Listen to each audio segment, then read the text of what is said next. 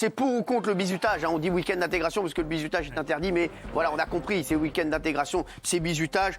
Est-ce que vous êtes pour ou contre? Parce qu'on sait très bien que dans ces week-ends d'intégration, il y a du bizutage très souvent. Alors vous êtes pour, vous êtes contre Eric Nolot. Ce sera le dernier match de ce soir. Est-ce qu'Eric Nolot va être le grand champion et qui va remettre son titre en jeu la semaine prochaine, ou est-ce que Eric Revel, qui est magnifique sur cette photo, hein, Oui. Ah oui, ça, voilà, franchement, vous êtes magnifique. Vous étiez patron de LCI, là, vous aviez eu une mauvaise nouvelle, là. Hein. Non, mais c'est vrai, parce qu'il est toujours souriant, lui, en plus, normalement. La semaine dernière, déjà, j'avais une photo absolument atroce. mais C'est la même, c'est la même. Ah non, c'est la pire. Non, c'est la pire, celle-là. Celle-là, il venait de rater le permis de conduire. Allez, les chéris, il est 1h19, on est en direct. Pour ou contre, 1 minute 30 pour avoir vos arguments. Et nos deux invités nous ont rejoints, puisque Tristan organise des week-ends d'intégration. Et je sais qu'il y a des bizutages dans ces week-ends.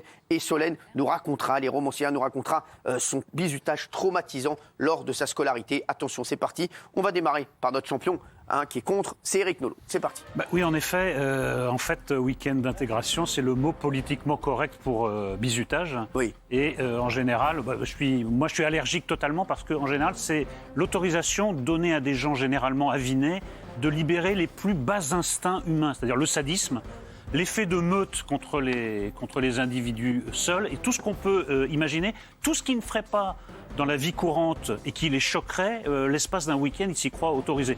Vraiment, il y a des traditions qui sont très belles, qu'il faut conserver. Là, c'est une tradition haïssable qu'il faut abolir et qu'il faut combattre avec la dernière énergie. Bon. Eric Revel. Eric Nolot, comme d'habitude, est dans l'emphase, un peu caricatural, même. Bon.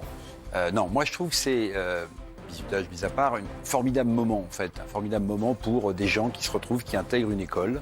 Alors, il y a sans doute les excès dont vous parlez, mais de grâce, pas de caricature. Il y a aussi plein d'endroits où ça se passe extrêmement bien. Le vrai moment de défoulement, à mon sens, et je vais vous poser la question pour vous montrer que c'est caricatural ce que vous venez de dire, mon cher Eric, c'est que dans un carnaval, quand on met un masque, précisément, on peut se défouler. On n'a jamais eu ce débat sur le carnaval. Le carnaval, c'est le moment sans doute où les foules, où les bas instincts sont les plus forts.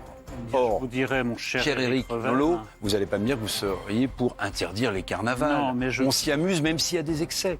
Donc, excès, oui.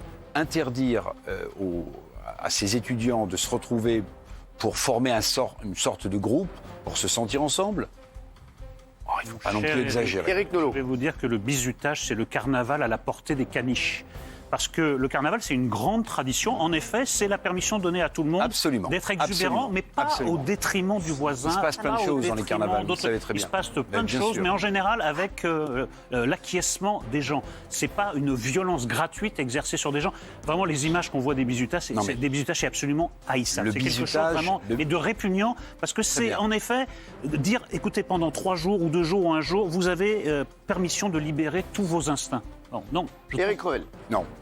Je continue de développer l'argument. Je pense que c'est une façon de faire perdurer des traditions, de se sentir bien ensemble, d'avoir l'impression. Ce que vous dites, Eric. D'avoir l'impression d'intégrer un groupe. La France le sait bien. Non.